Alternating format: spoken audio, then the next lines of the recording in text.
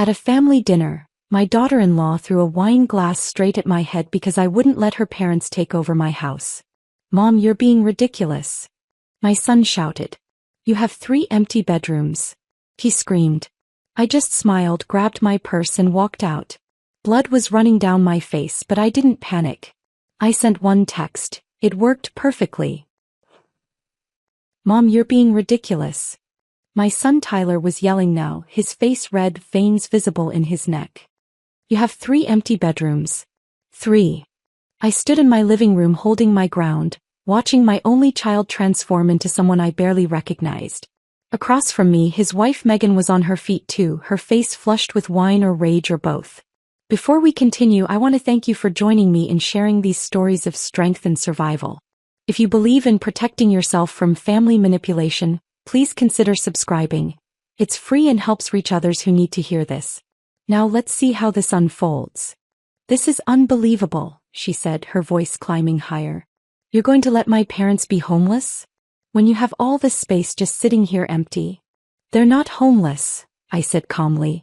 "And this is my house." My answer is no. It was Thanksgiving Day. I'd spent 2 days cooking Tyler's childhood favorites, setting the table with Michael's mother's good china, trying to create one more family holiday in the house where my husband died 4 years ago. My twin granddaughters, Sophia and Olivia, were on the couch pretending to watch TV, but I could see their little bodies tensing up, sensing the danger in the room even if they couldn't understand it yet. "You know what your problem is, Linda?" Megan's hand was shaking as she picked up her wine glass. "You're selfish. Utterly selfish. Michael's been gone 4 years and you're still playing the grieving widow in your big empty house, acting like you're too good to help family." Something inside me went very still. "I think you need to leave now." "You're a cruel old woman," Megan said, and then she threw the wine glass directly at my head. I felt the impact before the pain registered. Heavy crystal connecting with my left temple with a sickening crack. Warm liquid streaming down my face. The room tilting slightly. Sophia started crying. Tyler shouted Megan's name but didn't move toward me. I touched my temple. My fingers came away bright red with blood. And I smiled. Because hidden cameras in my living room had just recorded everything. Because my attorney Catherine had prepared me for exactly this moment. Because this wasn't a disaster. This was the trap springing shut on the people who'd been trying to steal my house for months. But to understand how I got here, standing in my own home with blood running down my face, about to press assault charges against my daughter-in-law, you need to know what happened 2 months before when my bank called about a very suspicious transaction. It was a Tuesday morning in late September.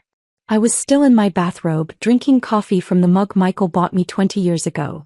The one that says, "World's Best Wife," in faded letters. The phone rang with a number I didn't recognize, official looking, the kind that usually means bad news. "Mrs. Harper? This is the Fraud Detection Department at First National Bank. We've flagged some unusual activity on your savings account." My coffee went cold in my hand. Unusual activity. Those words carry weight when you're 61 years old, living alone, managing the life savings you and your deceased husband spent 30 years building together. The woman on the phone was professional, reading from what was probably a script. Someone had attempted to transfer $15,000 from my savings account at 11:47 p.m. the previous night. The transaction failed because their fraud detection system caught it, but whoever tried had gotten far enough into my account to be deeply concerning. "They correctly answered 3 security questions," she explained. "Your husband's mother's maiden name. The street you lived on during college. Your first dog's name." I felt something shift in my chest, something cold and sharp. "Can you tell me where the attempt came from?" There was typing on her end. A pause that lasted 3 seconds too long. "The IP address traces to Cary, North Carolina. Does that mean anything to you?" "Cary? Where my son Tyler lives. Where he and Megan have been raising Sophia and Olivia in a townhouse they constantly describe as suffocating and way too small for a family of 4. I thanked the woman, confirmed I hadn't authorized any transfer, and asked her to email me all the details.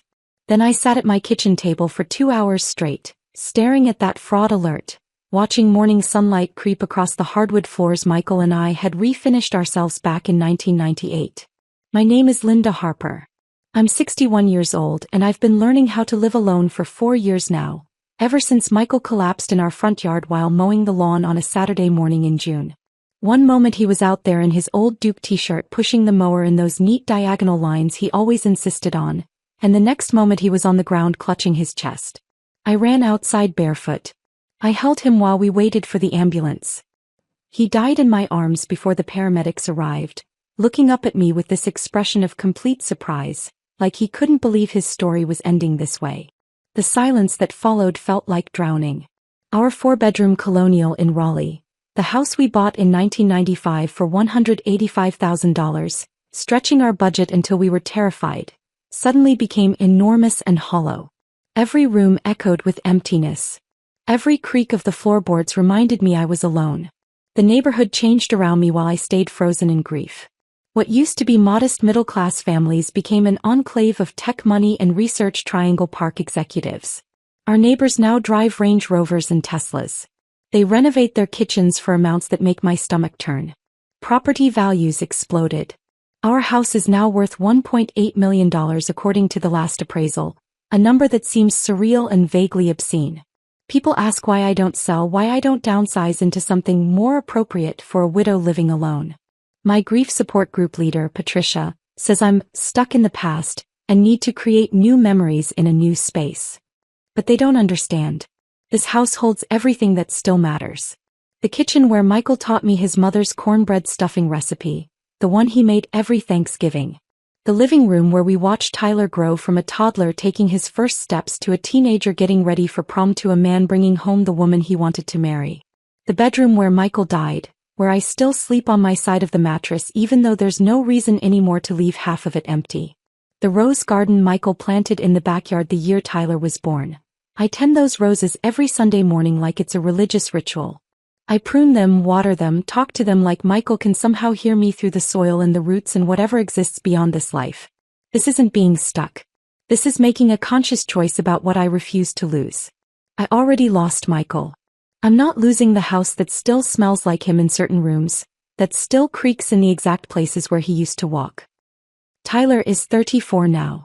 He works in medical device sales, traveling throughout the Southeast to pitch surgical equipment to hospitals. He makes good money, drives a new Audi, lives in what should be a comfortable life. He married Megan 5 years ago in a wedding that cost more than our first car. I remember watching her during the ceremony. Her smile looked genuine then, full of love and hope. But about 6 months after the wedding, that warmth disappeared whenever she looked at me. Now her smiles are tight and performative, like she's tolerating an obligation rather than enjoying family time. They have twin daughters, Sophia and Olivia, who turned 7 last month. Those girls are the only part of Tyler's life that still feels connected to the son I raised. When they visit, maybe twice a month, sometimes less, they run to me with construction paper drawings and stories about school. They ask if Grandpa's roses are blooming. They want to see the tree fort Michael built in the backyard before he died. They're innocent and pure in a way their parents stopped being years ago. Tyler spends those visits half present, constantly checking his phone, responding to work emails, making small talk that feels scripted and hollow. Megan makes pointed comments about my house. Must be nice having all this space just for yourself, she said during their last visit, walking through my dining room with an expression I couldn't quite read. We're basically on top of each other in our place. I can't even think straight with how cramped it is. At the time I thought she was just venting, making conversation, sharing normal frustrations about family life in a townhouse. Looking back now, I realize those visits weren't about family connection at all. They were reconnaissance. Tyler and Megan were studying my house, noting the layout, observing my routines, gathering information the way thieves study a bank before planning the robbery. I just didn't know I was the vault they were planning to crack open. That Tuesday morning, sitting with the fraud alert email glowing on my laptop screen, I felt something inside me crack and reshape. It was like watching water freeze, something fluid and warm turning hard and cold and impenetrable. I didn't call Tyler. Every maternal instinct screamed to pick up the phone, to give him a chance to explain, to believe there must be some reasonable explanation for why his IP address showed up on an attempted theft from my bank account. But some deeper wisdom held me back. Showing my hand too early would just make them more careful, more sophisticated in whatever they were planning next. Instead I called Catherine Brennan. Catherine is an estate attorney I met 3 years ago at the grief support group Patricia runs every Thursday evening at the community center. Catherine's husband died suddenly at 52, and before his funeral was even finished, his adult children from his first marriage appeared with a lawyer, contesting his will and questioning Catherine's mental competence. She told me that story over coffee after one of our group meetings, her voice flat and exhausted from fighting battles she never asked for. People reveal who they really are when money's involved, she'd said, stirring her coffee with slow, methodical movements. Family loyalty evaporates faster than you'd believe. Document everything, Linda. Trust no one when inheritance is on the table. We met the next morning at a Panera Bread near her downtown office. I brought my laptop, printed copies of the fraud alert, the bank's documentation of the failed transfer attempt. I showed her the timing, 11:47 p.m. on a Monday night, just hours after Tyler had visited for Sunday dinner, just after I'd left him alone in Michael's old office while I went to the kitchen to check on the pie in the oven. Catherine read through everything twice, her reading glasses perched on her nose, her expression growing darker with each page. When she finally looked up, she didn't look surprised. She looked resigned, like she'd seen this exact pattern unfold dozens of times before with other families, other children, other desperate plans. They're testing your defenses, she said quietly. This wasn't the real theft attempt. This was practice. They're learning your security protocols, figuring out what works and what gets flagged, gathering information for a bigger move. Next time they'll be smarter. Next time they'll find a way around the fraud detection. What do I do? My voice came out smaller than I intended. Catherine looked at me across the table with eyes that held both sympathy and steel. We build a trap. A documented, ironclad, legally unassailable trap. And then we let them walk right into it. That's how it started. 2 months of preparation, of building defenses, of waiting for Tyler and Megan to reveal their true intentions. And now, on Thanksgiving Day, with blood streaming down my face from where my daughter-in-law just threw a wine glass at my head, I was finally seeing the trap spring shut. Catherine's first move was brilliant and humbling in equal measure. The morning after our Panera meeting, she called me at 7 a.m. I need you to see a geriatric neuropsychologist as soon as possible. Today, if we can manage it. A neuropsychologist? Catherine, I'm not losing my mind. I know that. But if Tyler and Megan are planning what I think they're planning, their next step after failed financial manipulation will be to claim you're mentally incompetent. They'll say you're showing signs of dementia, that you can't manage your own affairs, that you need a guardian to protect you from yourself. And once they get guardianship, Linda, they control everything. Your house, your money, your medical decisions. Everything. My hands went cold around the phone. Can they actually do that? If they can convince a judge you're cognitively impaired? Absolutely. I've seen it happen dozens of times. Adult children swoop in with concerns about mom's forgetfulness, dad's confusion, and before you know it, the parent is declared incompetent and loses all autonomy. We need ironclad medical proof that your mind is sharp, documented before any confrontation happens. She'd already made the appointment. Dr. Rebecca Lawson's office was in a medical building near Duke Hospital, 3rd floor, 2 p.m. that same afternoon. Dr. Lawson was younger than I expected, maybe early 40s, with kind eyes and a calm demeanor that immediately put me at ease. Her office was comfortable, filled with plants and soft lighting, nothing clinical or intimidating about it. Catherine explained the situation. Dr. Lawson said, gesturing for me to sit in a chair across from her desk. You're not here because anyone thinks you have cognitive problems.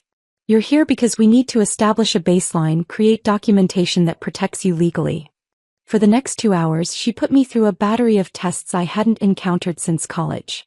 Memory exercises where she'd read me lists of words and ask me to recall them 5 minutes later. Logical reasoning puzzles involving patterns and sequences. Problem-solving scenarios with multiple steps. She asked me to draw a clock showing a specific time. To count backwards from 100 by 7s. To name as many animals as I could in 60 seconds. It was exhausting and oddly terrifying.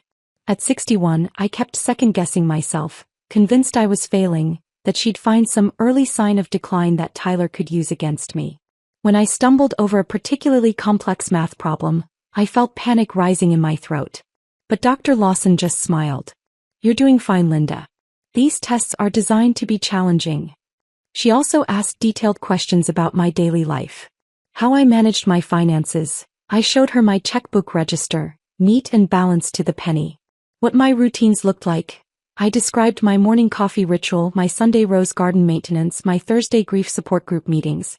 Who my social connections were. I named friends from the group, neighbors I chatted with, the woman at the grocery store who always saved the best tomatoes for me. When we finished, Dr. Lawson reviewed her notes and looked up at me with an expression of genuine warmth. Linda, your cognitive function is not just normal for your age. It's well above average. Your memory is excellent. Your reasoning skills are sharp. Your executive function shows no impairment whatsoever. If anyone tries to claim you're mentally incompetent, this evaluation will shut that down immediately. I felt tears prick my eyes. Thank you. I'm going to write up a comprehensive report with all the test results and I'll have it notarized. Catherine will make sure it's filed properly with witnesses who have no connection to your family. This is your shield, Linda. Anyone who challenges your competence will have to overcome medical evidence that says otherwise. Catherine met me at a coffee shop an hour later to review the report. She read through it twice, nodding with satisfaction. This is exactly what we needed. Memory, reasoning, decision-making, all documented as excellent. If Tyler tries to claim you're declining, we have proof from before any conflict that you were completely sharp. The second step felt even more serious. Catherine brought in another attorney, Gerald Hoffman, who specialized in what he called contest-proof estate planning. We met in his office downtown, a place with mahogany furniture and law books lining every wall. Your current will is standard, Gerald explained, spreading my documents across his conference table. But standard doesn't protect against determined family members who want to challenge it. We need to rebuild this with specific protective language. For 3 hours we went through every clause, every contingency. Tyler remained a beneficiary. I wasn't ready to cut my only son out completely, some stubborn part of me still hoping I was wrong about his intentions. But the conditions we added made any manipulation pointless. If Tyler contested the will for any reason, he'd get nothing. If he claimed I was incompetent or under undue influence when I signed it, he'd be completely disinherited. If he tried to access my assets before my death through legal maneuvering, the same consequences would apply. We also created separate education trusts for Sophia and Olivia, each worth $200,000, managed by an independent trustee Catherine recommended. The girls would receive that money when they turned 25, regardless of what their parents did or said. Your granddaughters shouldn't suffer for their parents' choices, Gerald said. This protects them while also protecting you. Catherine made me read the entire revised will 3 times out loud, ensuring I understood every word, every consequence, every protection we'd built in. 3 witnesses I'd never met, associates from Gerald's firm, watched me sign and notarize the document. This isn't just a will anymore, Catherine said as we left Gerald's office. This is a legal fortress. If they attack, they lose everything.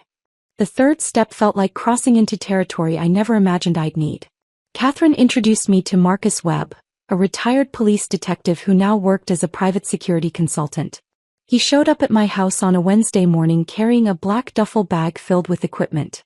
I install these systems for seniors every week, Marcus said, his voice matter-of-fact as he surveyed my living room. Adult children think their parents are easy targets because they don't expect surveillance. They get comfortable, they get careless, and that's when they reveal their true intentions. Over the next 4 hours, Marcus installed tiny cameras in my living room, dining room, kitchen, and front hallway. The devices were incredibly small, disguised inside everyday objects. One inside a decorative bookshelf, angled to capture the living room. One hidden in a kitchen clock, covering the dining area. One in a picture frame in the hallway. All of them recording continuously to cloud storage that only I could access with passwords Marcus set up on my laptop. Even if they find the cameras and try to destroy them, Marcus explained, the footage is already backed up remotely. They can't delete it. They can't alter it. And it's all time-stamped and authenticated, which means it holds up perfectly in court. I felt strange watching him work, like I was preparing for war inside my own home. This house where I'd raised Tyler, where Michael and I had celebrated 30 years of holidays and birthdays and ordinary Tuesday evenings. Now it was wired with surveillance equipment to catch my own son in whatever he was planning. I know this feels wrong, Marcus said, noticing my expression. But I've seen what happens when people don't take precautions. The stories I could tell you would break your heart. Children who steal everything, who manipulate their parents into signing over property, who isolate them from friends and then claim they're incompetent. The cameras feel invasive now, but if your attorney's instincts are right, they're going to save you. While we built these defenses, Catherine was conducting her own investigation into Tyler and Megan's financial situation. She had contacts who could access public records, credit reports, property filings, everything legal but thorough. The results came in 2 weeks later.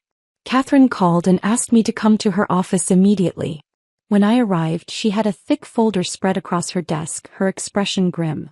"Linda, sit down. What I'm about to show you is worse than I expected." She walked me through it page by page. Tyler and Megan's townhouse, purchased 5 years ago for $340,000, was now worth only $300,000. They were underwater by $40,000, owing more than the property was worth. 4 credit cards, all maxed out, totaling $68,000 in debt. Interest rates ranging from 19 to 24%. Tyler's Audi lease, 3 months behind on payments. A repossession notice had been filed last week. 2 missed mortgage payments. Foreclosure proceedings were scheduled to begin in January. "They're not struggling, Linda," Catherine said quietly. "They're drowning. They're 2 months away from losing everything." But the worst discovery was about Megan's parents. Catherine had found their employment termination records through public databases. Megan's father, James, had been fired from the Greensboro Fire Department after repeated safety protocol violations. 3 formal complaints, 2 suspensions, and finally termination after he endangered other firefighters during a training exercise. Megan's mother, Patricia, had been let go from her position as a hospital nurse after patient care complaints. Medication errors. Failure to follow protocols.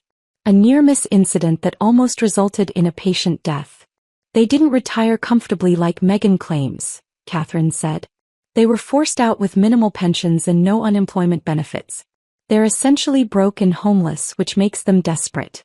And desperate people will do anything to survive. I stared at the financial documents, the termination letters, the foreclosure notices. The numbers blurred together.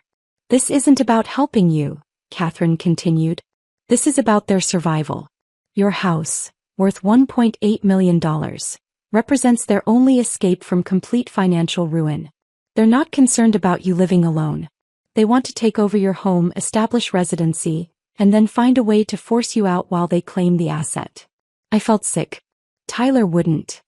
"Tyler already tried to steal $15,000 from your bank account," Catherine interrupted gently. "He crossed that line 2 months ago. Everything after that is just escalation." She showed me one more document. A property search history showing that someone had been researching my house's value, tax assessments, and ownership records extensively over the past 6 months. The searches came from Tyler's IP address. "They've been planning this for a while," Catherine said. "We're just getting ahead of them before they execute whatever their endgame is." I left Catherine's office that afternoon feeling like I was living in someone else's nightmare. But everything was in place now. The cognitive evaluation proving my competence. The ironclad will with protective language. The hidden cameras recording everything. The documentation of their financial desperation establishing clear motive. All we could do now was wait for them to make their move. The wait lasted 3 weeks. 3 weeks of pretending everything was normal while cameras recorded my every movement in case Tyler showed up unannounced. 3 weeks of Sunday dinners where I smiled at my granddaughters while watching my son's eyes catalog my belongings like an appraiser. 3 weeks of sleeping fitfully, wondering when the trap would spring. Then Tyler called on the Monday before Thanksgiving. "Hey Mom, just confirming, we're still doing Thanksgiving at your place, right?" His voice sounded casual, friendly even, but I'd learned to hear the calculation underneath. "Of course. I always host Thanksgiving." "Great. We'll be there around 2. The girls are really excited to see you." After we hung up, I sat staring at my phone. Catherine's words echoed in my head. They'll escalate. They'll push boundaries. They'll create pressure. And when they do, we'll have evidence. Thanksgiving morning arrived cold and gray, the sky the color of old concrete. I woke at 6 a.m. even though I didn't need to, my body too wired with anticipation to sleep. I made coffee in Michael's old mug and stood at the kitchen window watching the neighborhood wake up. My neighbor's teenage son was already setting up folding tables in their garage for their family gathering. Normal people having a normal holiday. I started cooking at 7. Herb roasted turkey with sage butter, the recipe Michael's mother had taught me 40 years ago.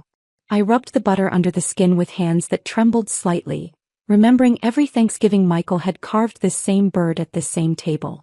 His secret cornbread stuffing with sausage and apples. I diced the ingredients with precise, mechanical movements. Sweet potato casserole with marshmallow topping, Tyler's favorite since he was 5 years old and would eat 3 servings before touching any other food. The house filled with smells that used to mean love and safety and family. Now they felt like bait in a trap I'd helped set. I kept glancing at the bookshelf in the living room where Marcus had hidden the camera inside a decorative clock. You couldn't see it unless you knew exactly where to look. The one in the kitchen was disguised inside the wall clock above the sink. Every angle covered. Every word that would be spoken today would be recorded and backed up to cloud storage before the turkey was even carved. My phone buzzed around 10 a.m. Catherine, remember, stay calm no matter what happens. Let them talk. Let them show themselves. The cameras will do the rest. I'll have my phone on all day. I set the dining room table with Michael's mother's china, the delicate pieces with the blue cornflower pattern that had survived 3 generations. The good silverware that only came out for holidays. Cloth napkins I'd ironed that morning. Everything perfect, everything normal, everything a performance. At 1:47 p.m., I watched through the kitchen window as Tyler's Audi pulled into my driveway. The same car that was 3 months behind on lease payments according to Catherine's investigation. The status symbol of a life financed entirely on credit and desperation. Tyler got out first, then walked around to help the girls out of their car seats. Sophia and Olivia tumbled out in matching burgundy dresses, clutching construction paper turkeys they'd obviously made at school. Megan emerged last, moving with careful precision in high heels that were impractical for anything except making an impression. She was carrying a wine bottle that even from a distance looked expensive. I opened the door before they could ring the bell. Happy Thanksgiving. Sophia and Olivia ran to me immediately, wrapping their small arms around my waist. Grandma. We made turkeys at school. Mine has 17 feathers. Sophia held up her artwork proudly. It's beautiful, sweetheart. Both of them are. Did you use your handprints? Yeah. Mrs. Patterson helped us trace them and then we got to color them with whatever colors we wanted. I did rainbow. Olivia did purple because purple is her favorite. The girls chattered on about school and their upcoming winter concert and the new playground equipment while Tyler approached with a hug that felt stiff and performative, like he was embracing a business associate instead of his mother. House looks great, Mom. Thank you. Come in, come in. It's cold out there. Megan stepped forward with her air kiss that barely grazed my cheek, bringing with her a cloud of perfume that made my eyes water. Linda, thank you so much for having us. This wine is extraordinary. $1.20 a bottle. It's from Napa, this tiny vineyard that only produces a few hundred cases a year. She set it on my kitchen counter with a little flourish, like she was planting a flag. I recognized the gesture now for what it was, claiming territory, establishing dominance, setting the stage for whatever performance was about to unfold.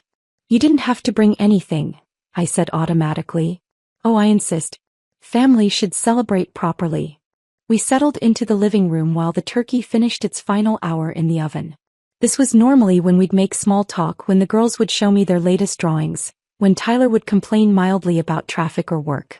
Normal family gathering rhythms. But today something felt immediately wrong. Tyler wasn't on his phone. He was focused, present, sitting forward on the couch with his hands clasped between his knees. Megan sat beside him in the same posture. And every few seconds they'd exchange these deliberate glances, like actors confirming their cues. The girls were playing with small toys on the floor, but I could see Sophia's shoulders were tense. She kept looking up at her parents with an expression I couldn't quite read. Worry maybe, or confusion about why the adults were acting strange. So Mom, Tyler began, and immediately I recognized his sales voice. The smooth, practiced tone he used when pitching surgical equipment to hospital administrators. Megan and I have been discussing your living situation. Kept my face neutral, my voice casual. My living situation? This house. He gestured around the room. It's really too much for one person to handle. The maintenance, the yard work, just the daily management of this much space. I manage perfectly well. I have a cleaning service twice a month, lawn care every week. The house is paid off. I'm comfortable. Megan leaned forward, her face arranging itself into an expression of concern that looked rehearsed in front of a mirror. But Linda, you're alone here. What if you fall and no one finds you for hours? What if there's a medical emergency in the middle of the night? We worry about you constantly. I almost laughed at the transparency of the lie. They hadn't worried about me at all until they needed something from me. I have my Apple Watch with fall detection, I said. And my neighbors check on me regularly. Mrs. Patterson next door and I have coffee every Wednesday. Tyler and Megan exchanged another glance, longer this time, and I could see them recalibrating their approach. Here's the thing, Mom, Tyler continued. Megan's parents, you remember Jim and Patricia, they just retired last month. Her dad's pension from the fire department, her mom's retirement from the hospital. They sold their place in Greensboro, but the market here is brutal right now. Everything's overpriced and they're staying in a hotel burning through their savings. The lies were so smooth, so practiced. I knew from Catherine's investigation that Jim and Patricia hadn't retired, they'd been fired. That they had minimal pensions and no savings left to burn through. But I let Tyler keep talking. We thought, Megan jumped in, her voice climbing with manufactured enthusiasm, what if my parents moved in here temporarily? Just until they find something permanent. 6 months, maybe a year at most. They'd pay you rent, help with maintenance, keep you company. My mom was an ER nurse for 30 years. She'd be amazing if you had any medical issues. She was setting up the guardianship play. Get the in-laws established in my house, position them as my caretakers, then use that as evidence I couldn't live independently. I looked at Tyler, really looked at him, and saw a stranger wearing my son's face. No. The single word landed like a stone in water. Megan's smile fractured at the edges. No. Just like that. You won't even consider it. I don't need to consider it. This is my home. I'm not interested in having roommates, temporary or otherwise. I value my privacy and my independence. Tyler's jaw tightened and I watched his sales pitch persona start to crack. Mom, be reasonable. We're trying to help you. I don't need help. What I need is for my family to respect my boundaries. Boundaries? Megan's voice went up an octave. Linda, we're talking about family. My parents are good people. They raised me, helped us with our down payment, babysit the girls every week. And now when they need help, you're just going to say no? When you have all this space sitting empty. It's not empty. I live here. You live here alone. Megan was standing now, her face flushed. Michael's been gone 4 years. When are you going to stop playing the grieving widow and think about someone besides yourself? That word, widow, was designed to wound, and it did. But I channeled Catherine's voice in my head. Stay calm. Let them show you who they are. The cameras are recording. I am thinking about myself, I said quietly. This is my home. My decision. And my answer is no. Tyler stood too, dropping any pretense of patience. Mom, you're being ridiculous. Absolutely ridiculous. You have 3 empty bedrooms. 3. What are you even doing with them? Storing Michael's old golf clubs? Keeping a shrine? Tyler, that's enough. No, it's not enough. He was yelling now, his face red, veins visible in his neck. From the corner of my eye I saw Sophia's face crumple, tears starting to form. Do you have any idea what our mortgage costs? What childcare runs us every month? We're drowning, Mom. Drowning. And you're sitting here in a $2 million house acting like we're asking you to donate a kidney. Megan grabbed her wine glass, her hand shaking. You're being selfish, Linda. Utterly selfish. My parents gave up everything for their kids. And you can't even share a little space? When you're already alone in this massive house. I said no. You know what? Megan's voice had gone cold and sharp. You're not just selfish. You're cruel. You're a cruel old woman who's going to die alone in this house because you care more about your precious privacy than your own family.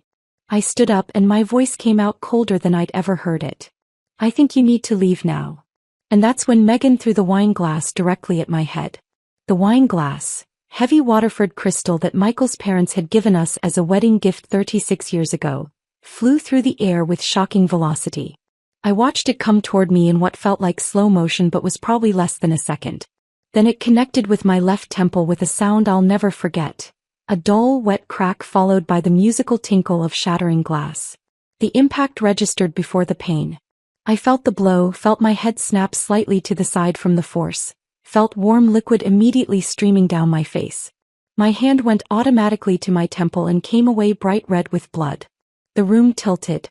I gripped the back of Michael's armchair to steady myself. Everything came into sharp focus. Sophia crying, a high-pitched wail of pure terror.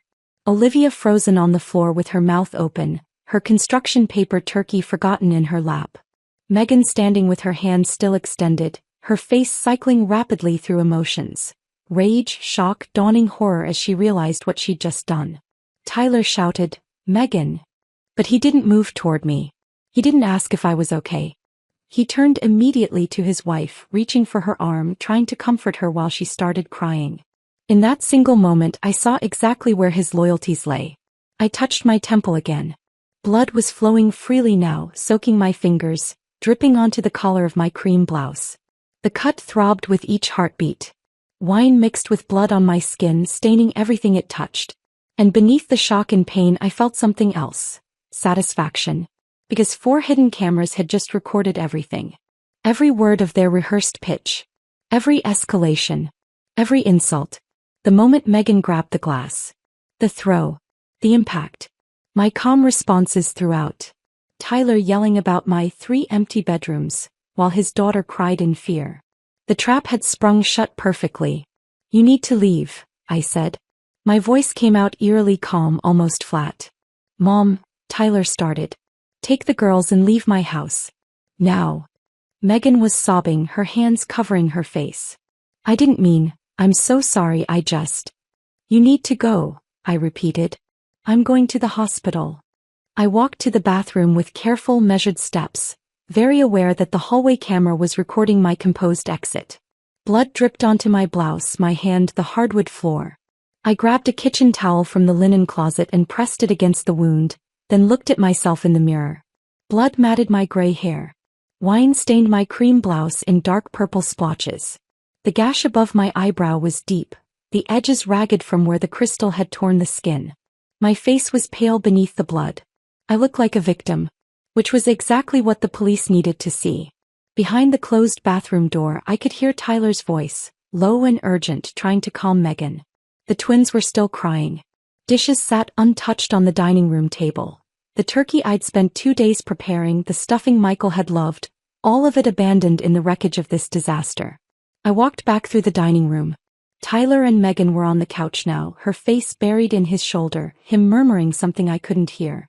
The girls had retreated to the far corner, huddled together. "Please leave and lock the door behind you," I said, grabbing my purse from the hall table. "My car keys. My phone. I'm going to the emergency room." Tyler stood up. "Mom, wait. Let me drive you. This was an accident. Megan didn't mean..." "It's assault," I interrupted, my voice still that strange flat calm. "That's what the police will call it. And I need you to leave before I call them." "You're not going to call the police." Tyler's voice carried a note of disbelief. "She's family. He made a mistake. She's apologizing." She threw a glass at my head and opened a 2-inch gash that's going to need stitches. "That's not a mistake. That's assault." I walked past him to the front door.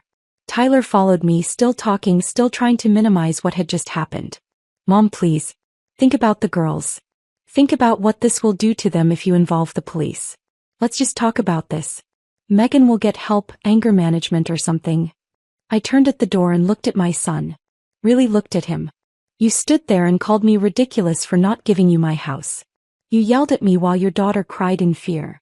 And when your wife threw a glass at my head, you didn't check if I was okay. You comforted her. That tells me everything I need to know about who you've become."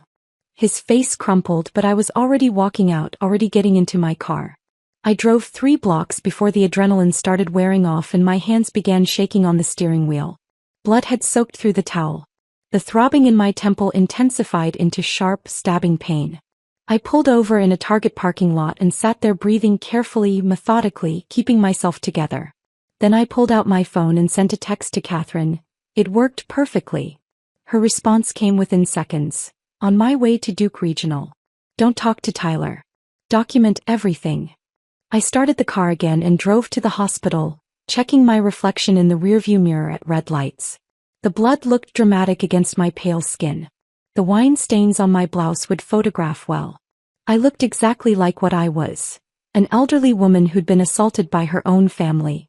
Duke Regional Medical Center's emergency room was surprisingly manageable for Thanksgiving afternoon. Most people were still at home with their families, not yet dealing with the usual holiday injuries. A triage nurse took one look at my temple and immediately escalated my intake. How did this happen? She asked, gently examining the wound. My daughter-in-law threw a wine glass at my head during Thanksgiving dinner.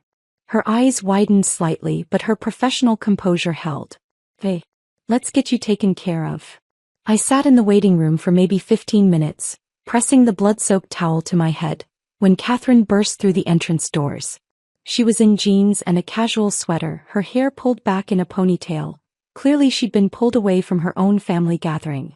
She saw me and her expression hardened into something fierce. Show me. I pulled back the towel. The bleeding had slowed but hadn't stopped. The wound looked ugly, the edges ragged and gaping. Tell me everything, Catherine said, sitting down beside me and pulling out her phone. Every word. Every action. Exact sequence of events. I recounted the entire dinner.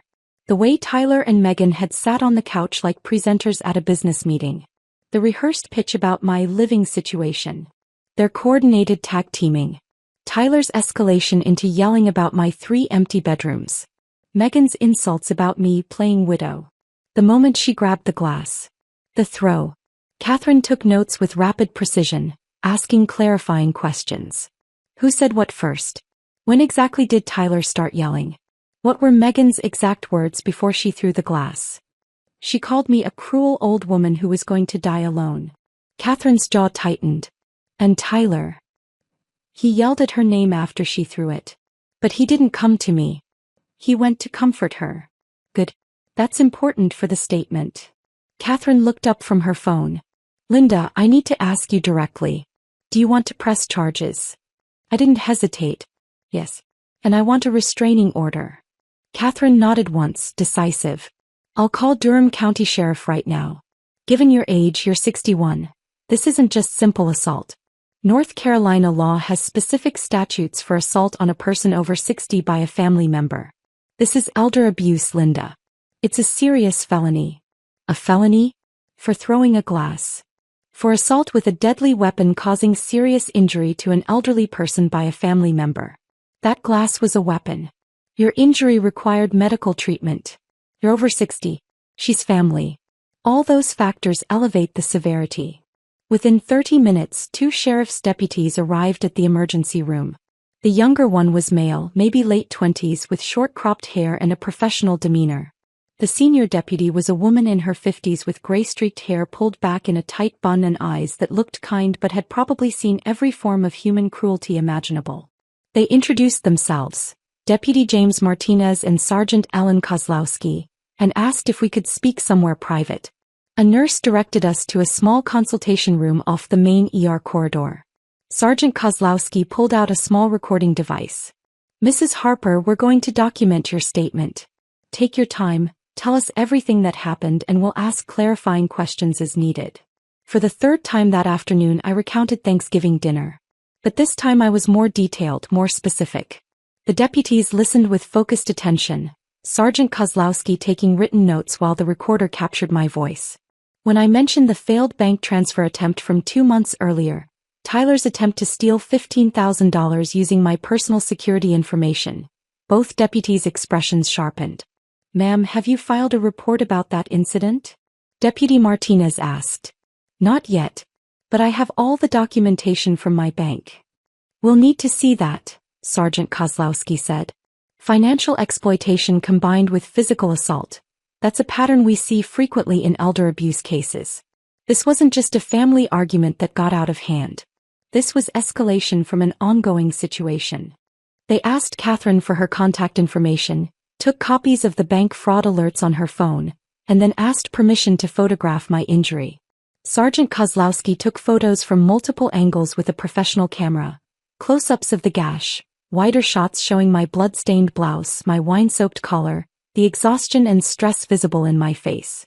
"We're going to bag your blouse as evidence," Deputy Martinez said. "Do you have something else to wear?" A nurse brought me hospital scrubs.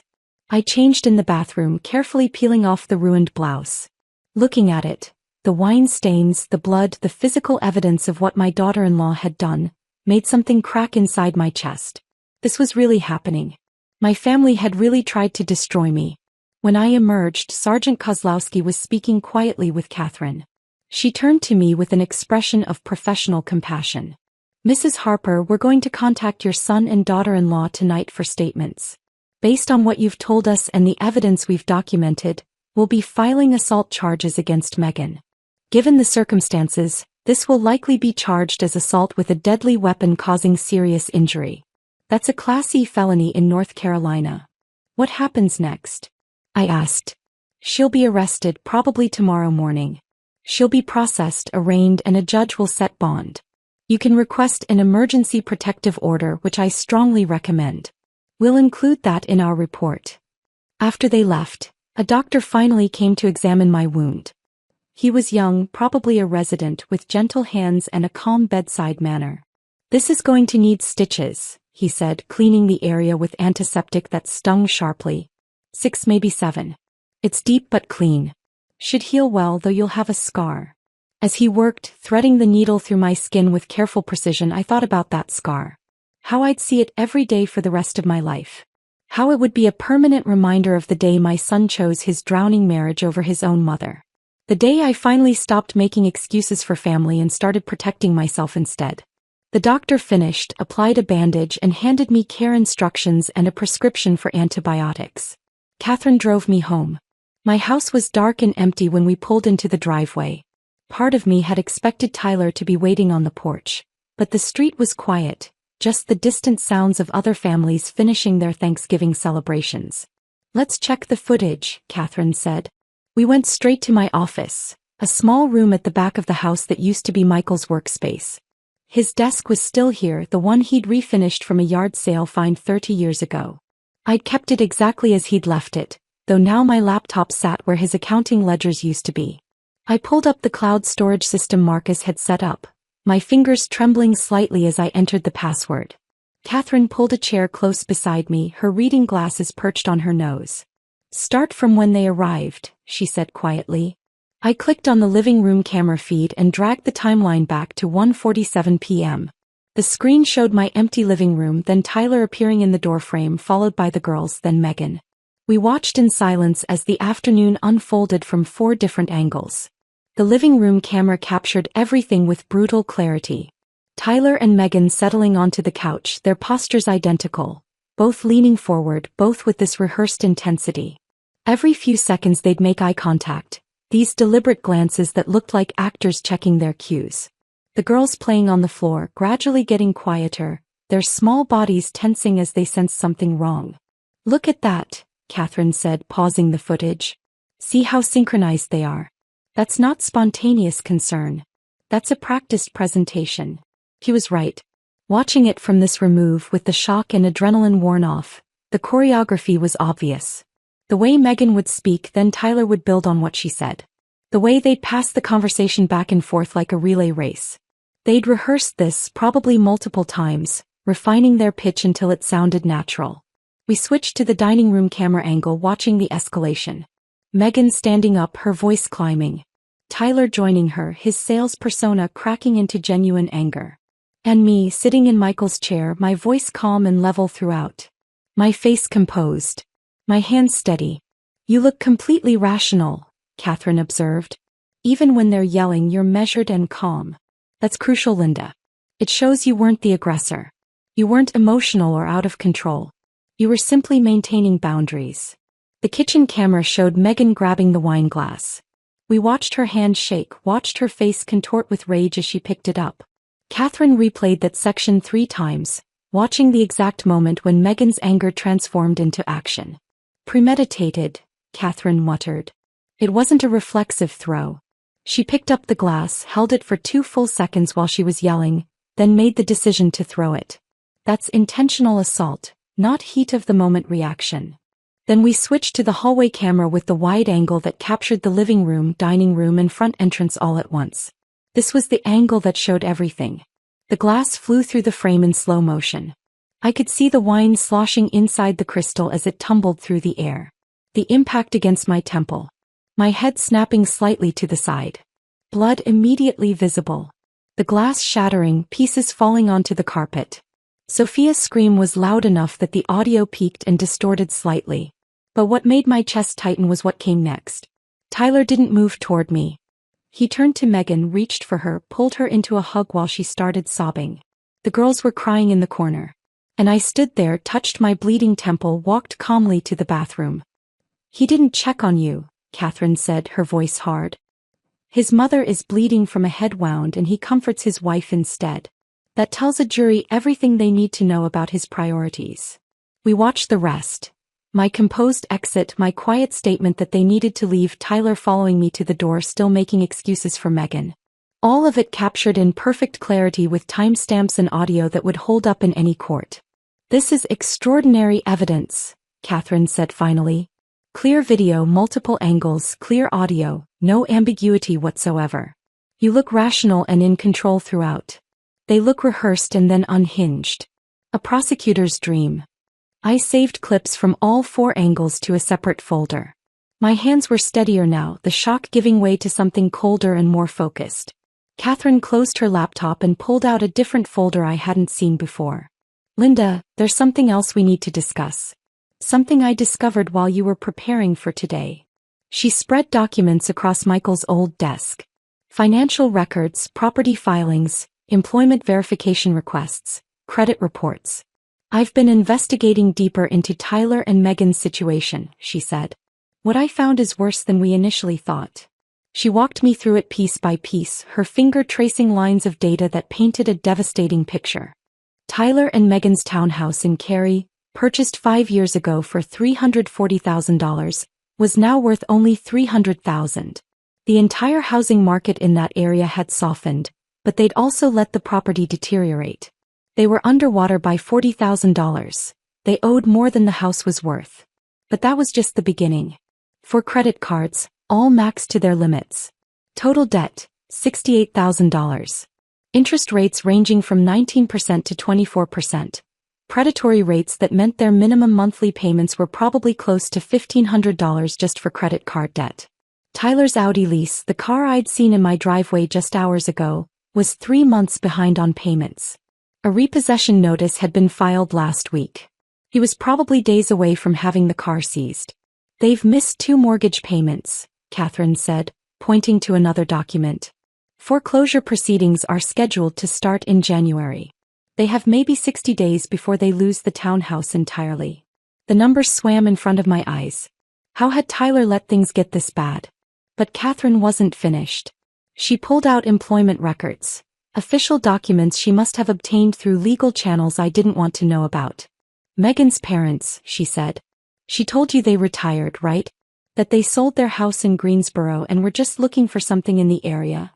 I nodded. "That's completely false." Catherine spread out termination letters. "James, Megan's father, was fired from the Greensboro Fire Department 8 months ago. Not retired. Fired. He'd received 3 formal complaints over 2 years for safety protocol violations. Showing up to shifts impaired. Failing to maintain equipment properly. The final incident involved him endangering other firefighters during a training exercise. He was terminated with cause, which means no severance, minimal pension." She pulled out another document. "Patricia, Megan's mother, was let go from her position as a hospital nurse 6 months ago. Multiple patient care complaints. Medication errors. Failure to follow protocols. There was a near-miss incident where she almost administered the wrong medication to a cardiac patient. The hospital gave her the option to resign rather than face termination, but the result is the same. No unemployment benefits. Minimal pension." I felt sick. So when Megan said they retired comfortably, "She lied," Catherine said flatly. "They're broke, Linda. Between them they have maybe $2,000 a month in pension income. That won't cover rent anywhere in the triangle. They're not looking for a temporary place to stay. They're desperate for permanent housing because they have nowhere else to go. She laid out one more document. And here's the part that connects everything. 3 weeks ago, someone ran an extensive property search on your house.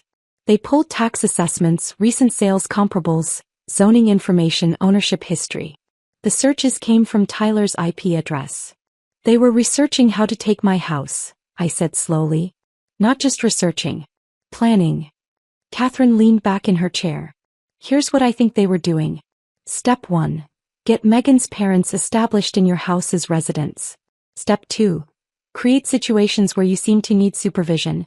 Maybe you forget appointments they claim you made, maybe you have small accidents they arrange. Step 3. They petition for emergency guardianship, claiming you're showing cognitive decline and can't care for yourself safely. Step 4. Once they have guardianship, they have legal authority to make all decisions about your care and your assets.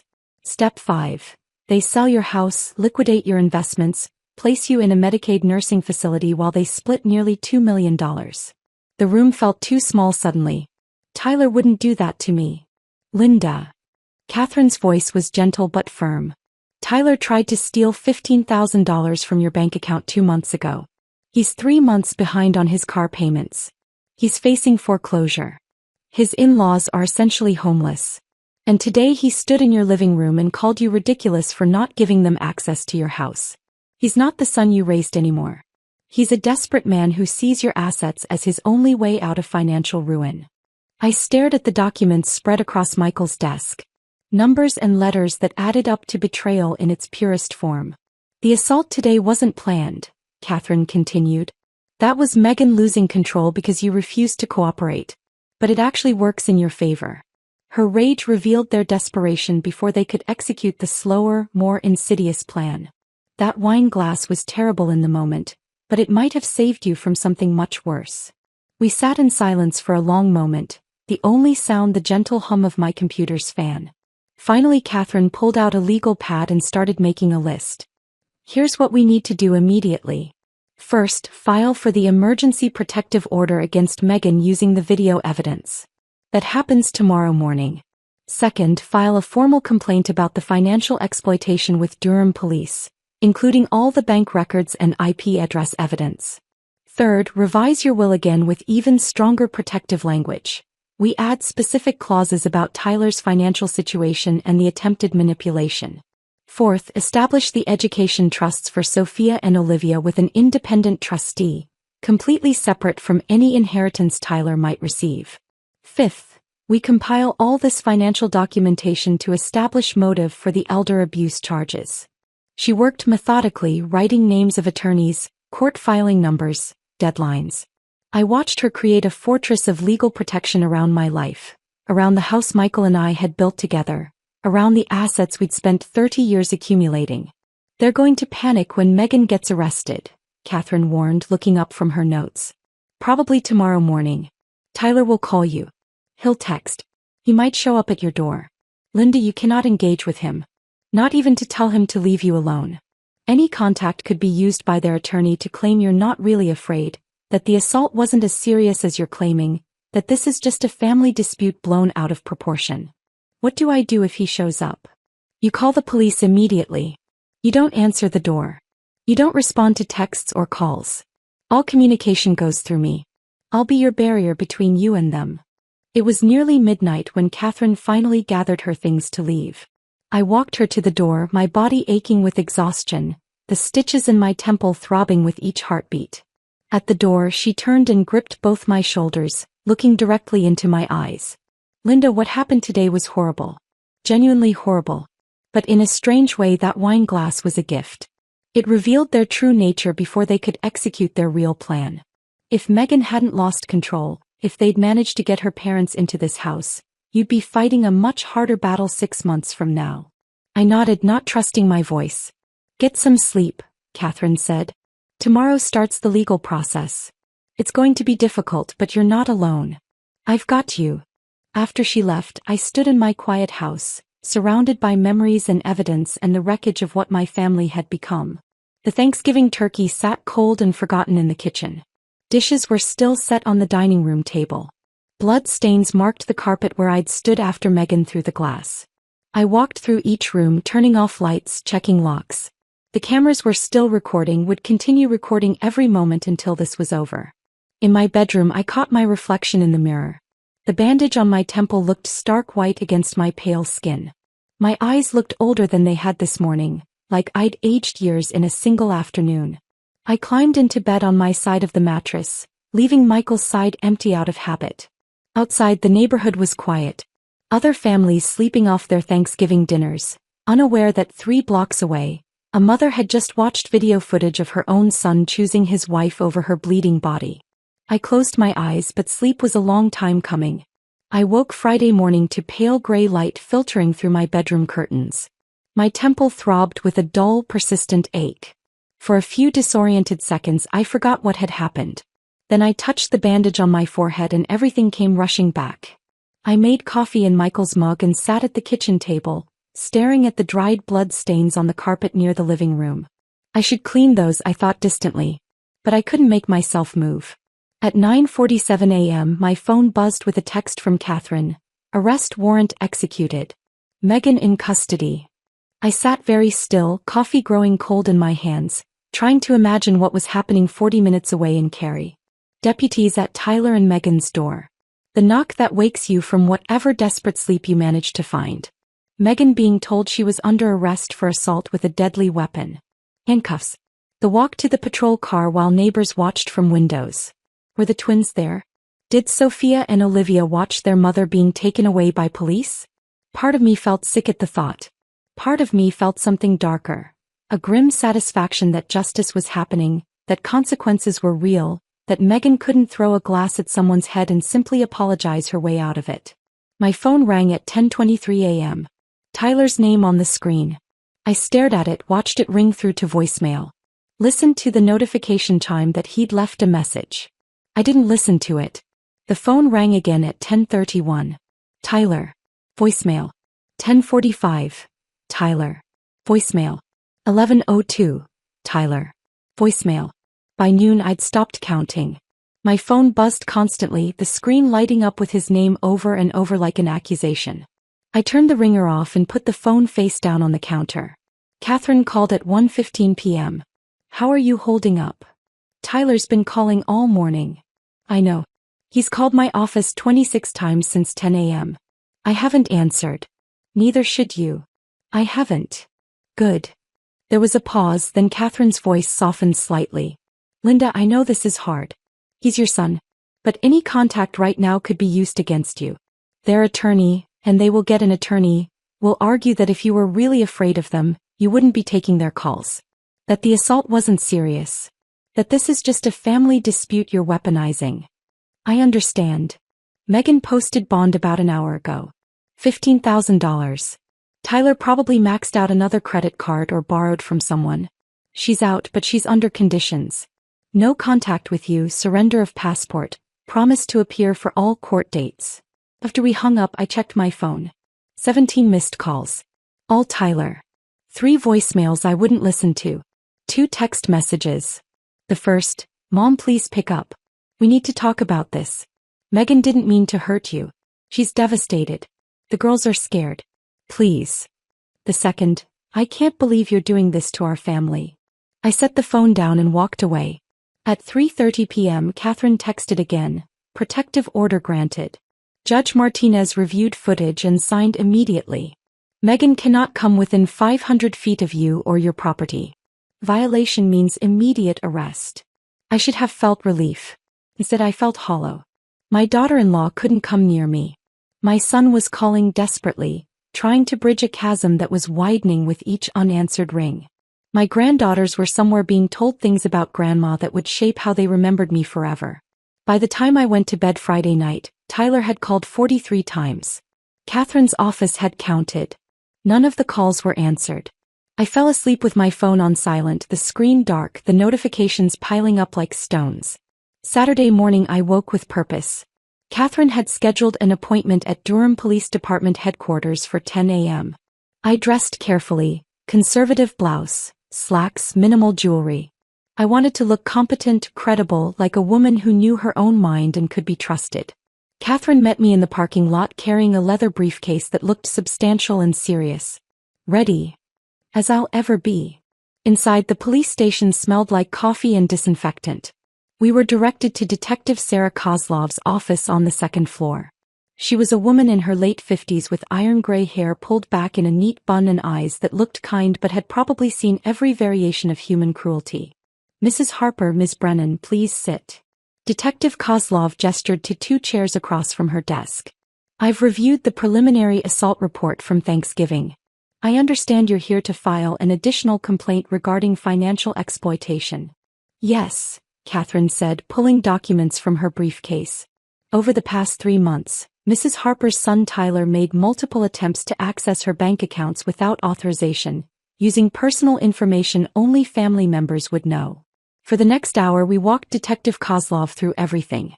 The initial fraud alert from the bank. The IP address tracing to Tyler's townhouse. The timeline showing the access attempts correlated exactly with Tyler's visits to my house. The security questions. Michael's mother's maiden name, our College Street address, our first dog's name. Information Tyler had gathered over years of family dinners and holiday celebrations. Detective Kozlov took notes, her expression growing darker as we progressed.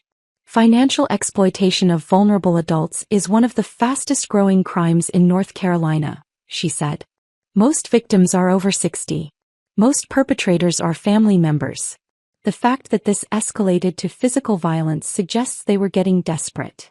They're facing foreclosure," Catherine added. 2 months from losing their home. Significant credit card debt. The financial pressure was mounting. Detective Kozlov nodded slowly. "That tracks with what we see. Financial desperation plus family access equals exploitation. I'm opening a formal investigation today. We'll subpoena the bank records, get the full history of access attempts. Mrs. Harper, I want you to understand this will take time. Financial crimes are complex to prosecute, especially when family relationships are involved." "I understand," I said. "I just want it documented. I want a record that this happened." "You'll have that," Detective Kozlov promised. Within the week, the bank provided comprehensive records to the police. Not just the one failed transfer attempt I knew about, but multiple attempts over 3 months. Tyler and Megan had been practicing, testing my security protocols, learning which questions they could answer, preparing for a larger theft. The bank's fraud detection system had blocked every attempt, but the pattern was clear. Systematic, deliberate, escalating. Monday afternoon, Catherine and I met with Gerald Hoffman in his downtown office. This was our 3rd attorney meeting in a week, but this one felt the most permanent, the most final. "We're building what I call a bulletproof will," Gerald explained, spreading documents across his conference table. "Not just protective language, but punitive consequences for any challenge or manipulation." We spent 3 hours going through every clause, every contingency, every possible attack vector Tyler or Megan might use to contest my estate. Gerald's approach was methodical and ruthless. Tyler remained a beneficiary. I wasn't ready to completely disinherit my only son, some stubborn part of me still hoping for reconciliation years from now. But the conditions were ironclad. No contesting the will for any reason. No claims of incompetence or undue influence. No attempts to access my assets before my death through guardianship or power of attorney. Any violation of these conditions would trigger complete disinheritance. Tyler would receive nothing. Not a dollar. Not a photograph. Nothing. "We're also creating separate education trusts for your granddaughters," Gerald said. $200,000 each, managed by an independent trustee Catherine will recommend. The girls receive the money at age 25 regardless of what their parents do or say. Tyler and Megan can't touch it, can't contest it, can't use it as leverage. "These girls deserve a future even if their parents are predators," I said, my voice catching slightly. Gerald looked at me over his reading glasses. "You're protecting innocence while punishing manipulation. That's exactly what a good will should do." 3 witnesses from Gerald's firm, people I'd never met who had no connection to Tyler or Megan, watched me sign the document. Each page was initialed, notarized, filed with the county clerk. By the time we finished, my estate was a legal fortress that would take an army of lawyers years to penetrate. Tuesday afternoon I was reading in my living room when the doorbell rang. The sound made me flinch. I'd been jumpy since Thanksgiving, startling at every unexpected noise. I pulled up the security camera feed on my phone. Tyler stood on my porch looking like he'd aged 10 years in 5 days. Unshaven. Rumpled clothes that might have been the same ones he'd worn at Thanksgiving. Dark circles under bloodshot eyes. He looked broken. Part of me wanted to open the door. Part of me wanted to mother him, to fix whatever was wrong, to make everything okay like I'd done when he was small and the world hurt him. But I'd learned that some hurts are self-inflicted. Some pain is earned. I pressed the intercom button, creating a barrier of technology between us. The protective order doesn't include you, but I'm asking you to leave. Tyler's voice came through tinny and desperate. Mom, please. Just 5 minutes. I need to explain. I need you to understand. Understand what? I interrupted. That you tried to steal $15,000 from my bank account? That you researched my property value to plan how to take my house? That you stood in my living room calling me ridiculous while your wife threw a glass at my head? His face crumpled on the screen. We were desperate, Mom. The townhouse, we're going to lose it. Megan's legal fees are going to destroy us. Her parents have nowhere to go. The girls. Stop, I said, my voice harder than I'd ever used with him. Tyler, I raised you better than this. I taught you about integrity, about asking for help honestly instead of trying to manipulate it. You didn't come to me and say, Mom, we're struggling financially. You tried to hack my bank account. You tried to push Megan's parents into my home as step one of a guardianship scheme. That's not desperation. That's betrayal. I didn't know Megan would. Yes, you did. You stood there and watched her escalate. You yelled right alongside her. You called me selfish and ridiculous. And when she threw that glass, you didn't protect me. You comforted her. Silence stretched between us, filtered through an intercom speaker and a locked door. I've updated my will, I continued. You're still in it, but with conditions. Any attempt to contest it, any claim that I'm incompetent, any legal maneuvering to access my assets before I die, you get nothing. There are education trusts for Sophia and Olivia that you can't touch. That's what's left, Tyler. That's what remains of our relationship. Mom. His voice broke. I love you, Tyler. I will always love you. But I don't trust you anymore. And I'm not sure I even like who you've become. If you want any relationship with me going forward, it will be on my terms, with clear boundaries, and only after you've done serious work on yourself. Until then, please leave me alone. I turned off the intercom and watched through the camera as he stood there, mouth opening and closing like he was trying to find words that wouldn't come. His shoulders shook. He might have been crying. He stood on my porch for 4 minutes and 17 seconds. I timed it, watching the security feed, my own vision blurring with tears I refused to let fall. Then he turned and walked back to his car, the Audi that would probably be repossessed within days, and drove away. I sat on the floor of my hallway, back against the wall beneath the camera that had recorded everything, and let myself cry for the first time since Thanksgiving. Not for my injury. Not for the assault. But for the death of the relationship I'd thought I had with my son. For the realization that the Tyler I'd raised, the boy who'd cried in my arms after his first heartbreak, who'd called me from college just to hear my voice, was gone, replaced by a desperate man who saw me as an obstacle between him and financial survival. When the crying finally stopped, I was empty and exhausted and strangely at peace.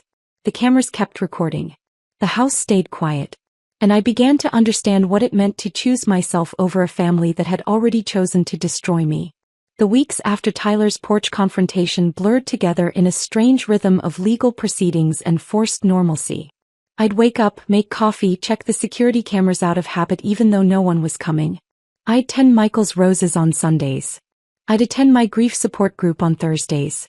And every few days, Catherine would call with updates about court dates, hearings, motions filed and denied. Megan's case moved through the court system with bureaucratic slowness. Her arraignment happened 2 weeks after Thanksgiving. Catherine attended on my behalf while I stayed home, unwilling to sit in the same courtroom as the woman who'd assaulted me. Megan pleaded not guilty initially, which surprised exactly no one. Her attorney was a young public defender named Marcus Webb, no relation to the security consultant who'd installed my cameras. He looked barely 30, exhausted in that way public defenders always do, carrying too many cases with too few resources. Catherine said he'd approached her before the hearing asking about a plea deal. He's seen the video, Catherine told me over coffee at our usual Panera. He knows she can't win at trial. He's trying to minimize damage. The plea negotiations stretched over months. Megan's attorney argued it was a one-time incident, stress-related, completely out of character. He submitted letters from former colleagues at the hospital where she'd worked before the twins were born, describing her as compassionate and patient. Letters from her parents. The same parents who'd been fired from their jobs but were now portrayed as upstanding citizens. Even a letter from Tyler describing Megan as a devoted mother overwhelmed by financial pressure. The prosecutor, a no-nonsense woman named Diana Chin, countered with the security footage. She made the court watch all 4 camera angles. She highlighted the rehearsed nature of their pitch, the coordinated tag teaming, the escalation that showed calculation rather than spontaneous loss of control. She didn't just throw wine in a moment of anger, Diana argued during one hearing I attended via video conference. She picked up a heavy crystal glass, held it while she continued yelling, then made a deliberate decision to throw it at an elderly woman's head. That's assault with a deadly weapon, not heat-of-the-moment reaction. Judge Martinez, a stern woman in her 60s who reminded me of my high school principal, watched the footage 3 separate times in chambers. Catherine said the judge's face remained impassive throughout, but she took extensive notes. In late March, 4 months after Thanksgiving, Megan took a plea deal. Assault causing serious injury, reduced from the original felony charge of assault with a deadly weapon. 18 months probation with strict conditions. 200 hours of community service. Mandatory anger management counseling. 1 session per week for the entire probation period. And the part that mattered most to me, a permanent protective order. Megan couldn't come within 500 feet of me or my property for the rest of her life. She couldn't contact me directly or through third parties. She couldn't attend events where I was present. If I showed up at a future school graduation for Sophia or Olivia, Megan would have to leave. The elder abuse aspect is noted in the court record, Catherine explained after the sentencing hearing. But it wasn't prosecuted as a separate charge. The judge wanted it documented in case there's any future behavior pattern. I should have felt victorious. Instead, I felt hollow. My daughter-in-law had a criminal record now. My son's wife was a convicted criminal. My granddaughters would grow up knowing their mother had assaulted their grandmother. Detective Kozlov's investigation into the financial exploitation took longer and ended with results that left me frustrated and angry. By April, she had everything documented. The multiple access attempts over 3 months, the IP addresses all tracing to Tyler's townhouse, the security questions only family would know, the pattern of escalation clearly visible in the bank records. She presented it all to the Durham County District Attorney's Office recommending charges of attempted financial exploitation of a vulnerable adult. The DA declined to prosecute.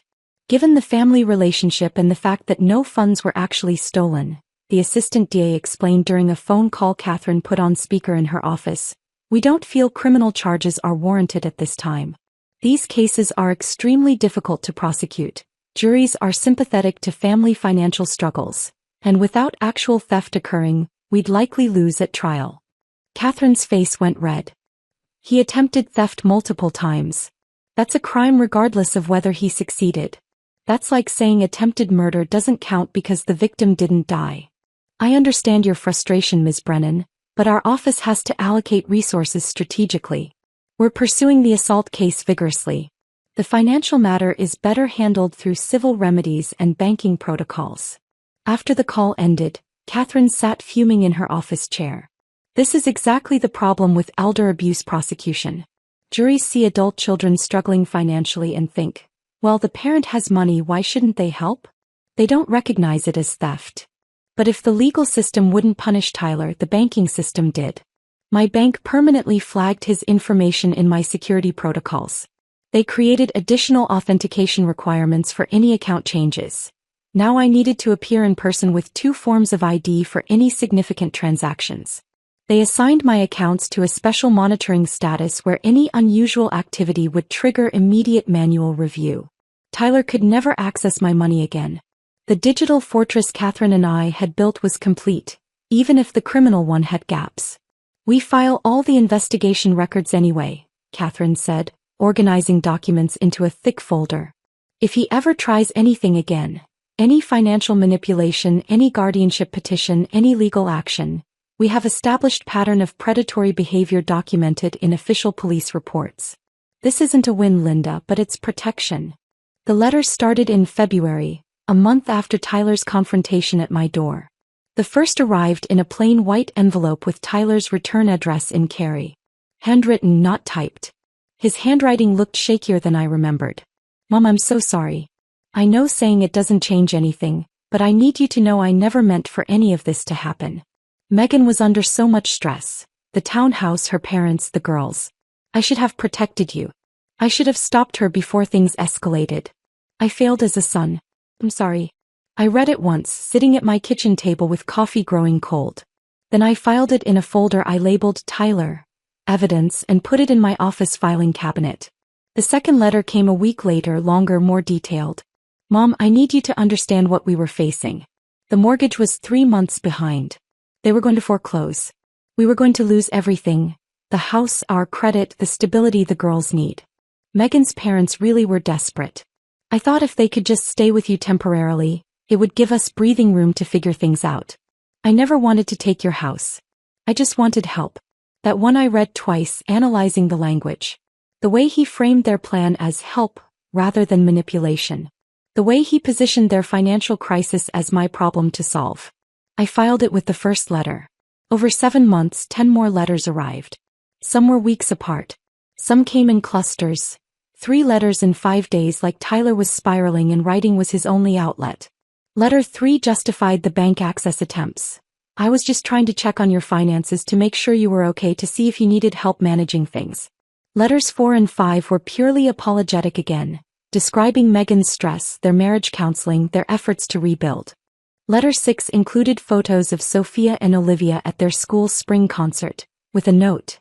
The girls miss you so much. They ask about you constantly. They don't understand why Grandma won't see them anymore. That one landed like a knife between my ribs.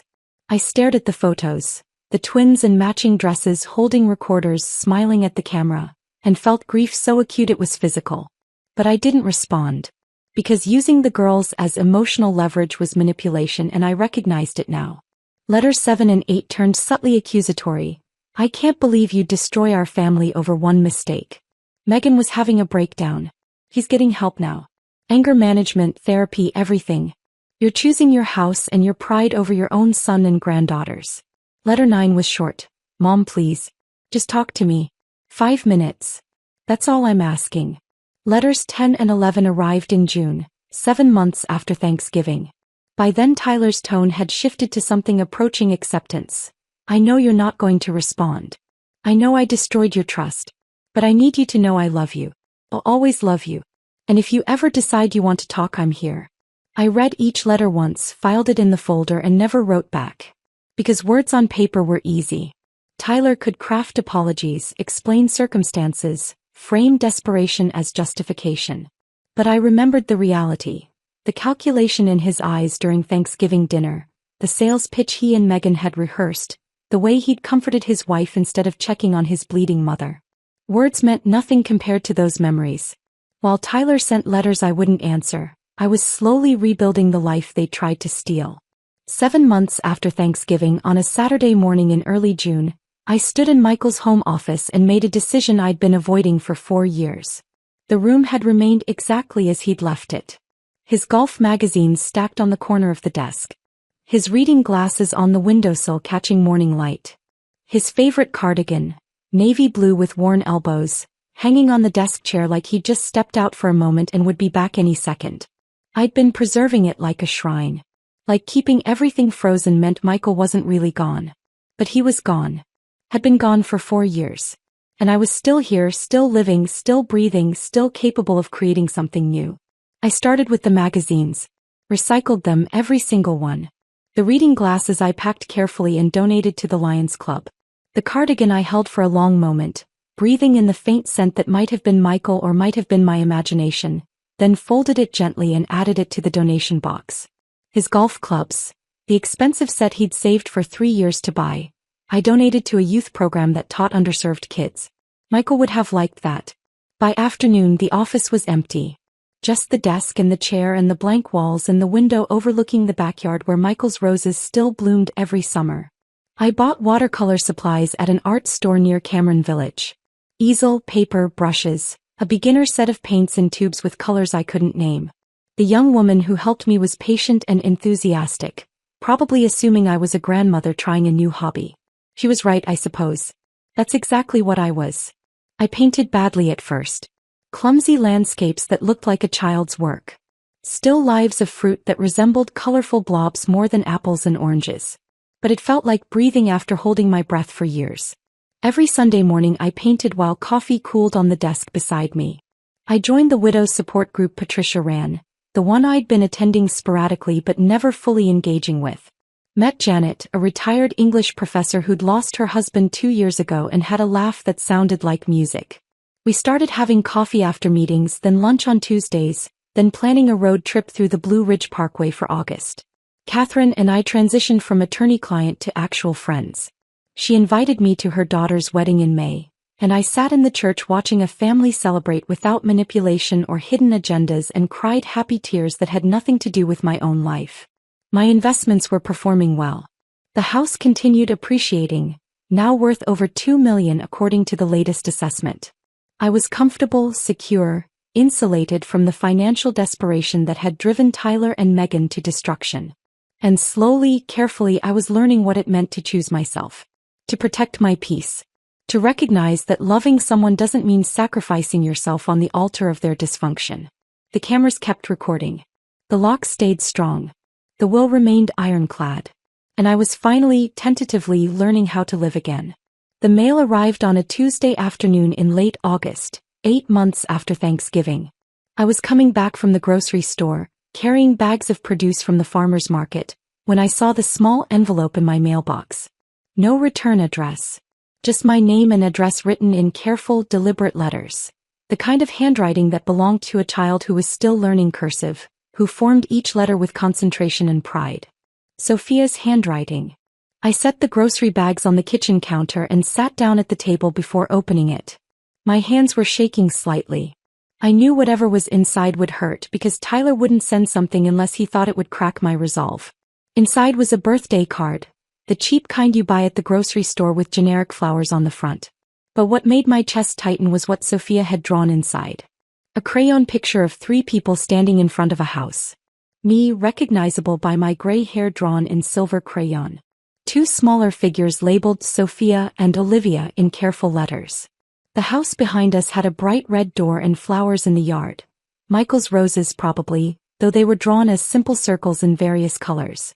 Hearts floated in the sky around us.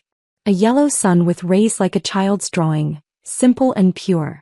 At the bottom, in purple crayon with some letters backwards, I miss you, Grandma. Love, Sophia and Olivia. I sat at that kitchen table and cried for 2 solid hours.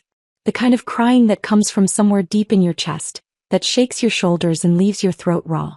The kind of crying that empties you out and leaves you hollow and exhausted. I looked at that drawing and saw all the birthdays I'd miss. All the school plays and soccer games and first days of school. All the moments when Sophia and Olivia would look for me in the audience and I wouldn't be there. But I didn't call Tyler.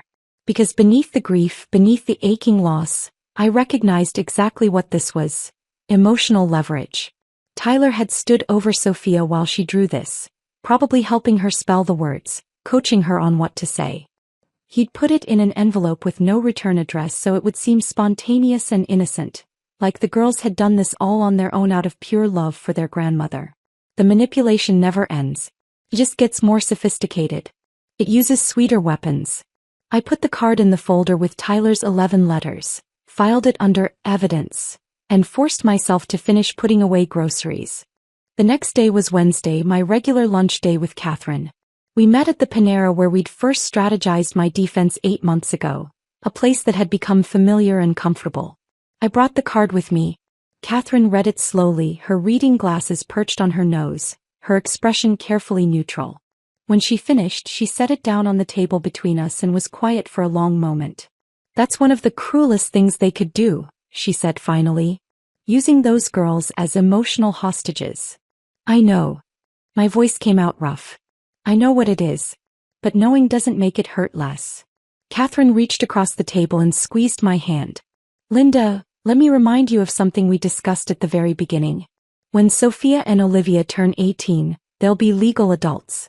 They can contact you directly. Tyler won't be able to stop them. That's 11 years away. The math felt crushing. They're 7 now. By the time they're 18, they won't even remember me. Maybe not. Catherine leaned back in her chair. But when that time comes, you can have coffee with them. You can show them everything. The security footage, the court documents, the bank fraud attempts, Tyler's letters. You can explain what happened from your perspective, not filtered through whatever story Tyler's been telling them.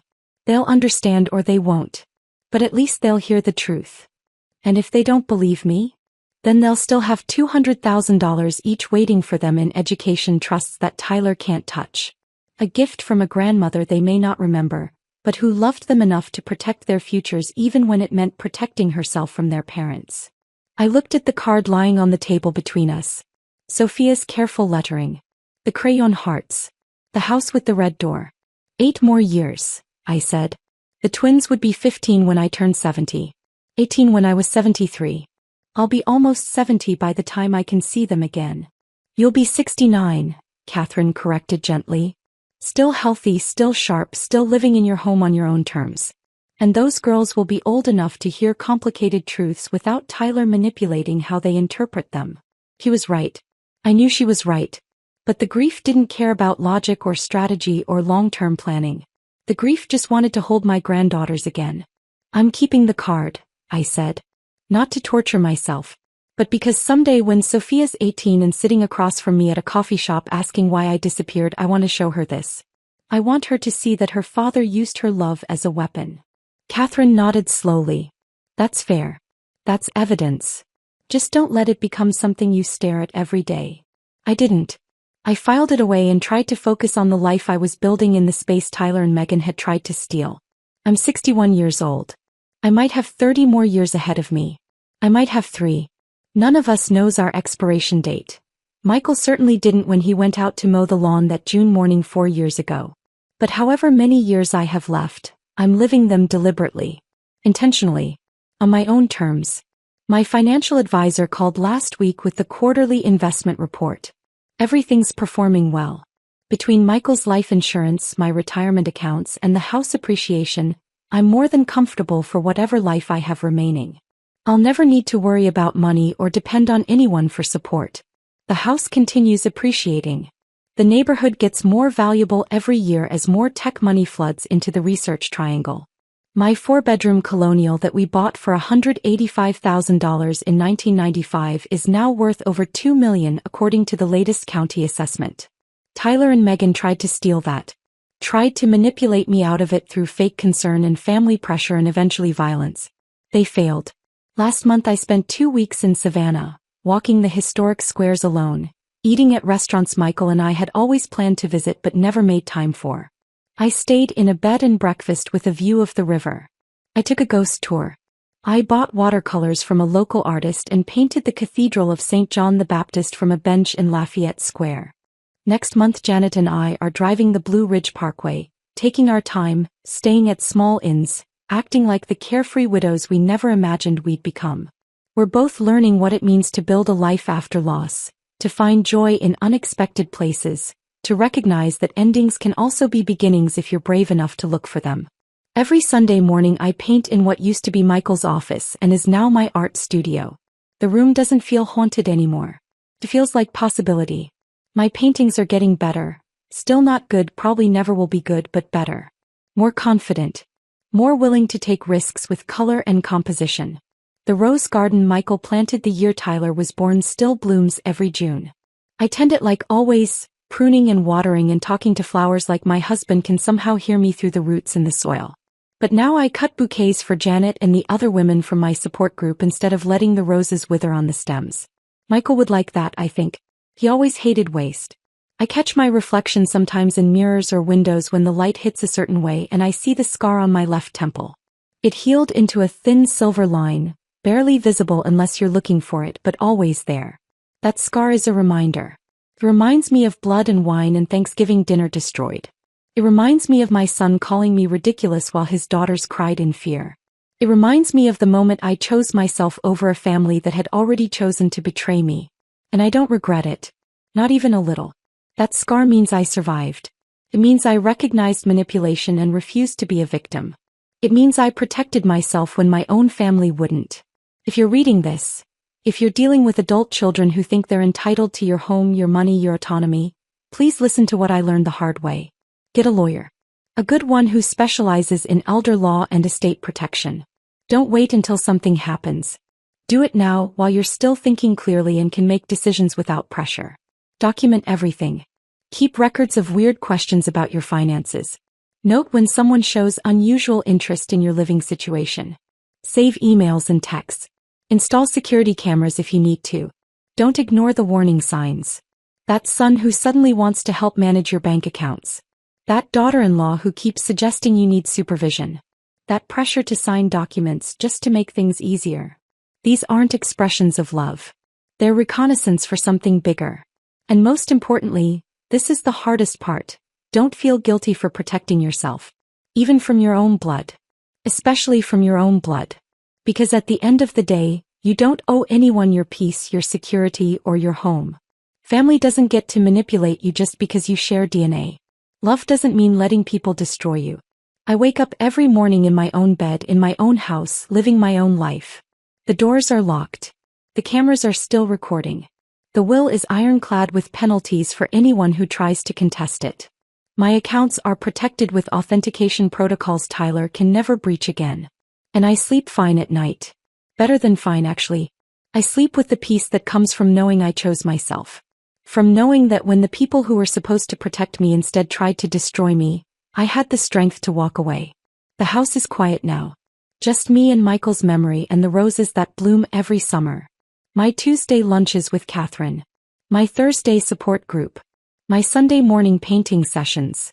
Janet's terrible jokes that make me laugh until my sides hurt. It's a smaller life than I imagined at 61. Smaller than the one I dreamed of when Tyler was born, when I pictured holidays with grandchildren and family dinners that felt safe instead of dangerous.